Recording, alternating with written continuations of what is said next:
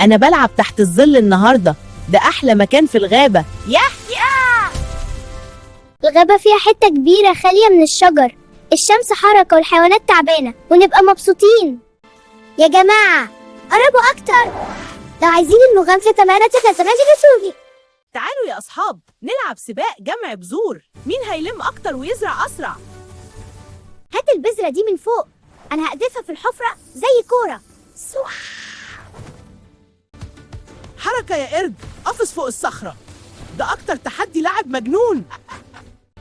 أنا هرش المية النظيفة على البذور، شوفوا الشجر بيكبر فورا، ده سحر بجد. سحب يا طائر وسنجاب، مع بعض هنفتح المكان، قوة الفريق هي اللي بتسرع. انتصرنا! الغابة رجعت خضرة ومليانة ظل، اللاعب دلوقتي أحلى من الأول. شكرا يا جماعة على المغامرة الرهيبة دي. الحكمة يا جماعة، زراعة الأشجار باللعب والتعاون، ابدأوا تزرعوا شجرة مع أصحاب وبتخلي العلاقة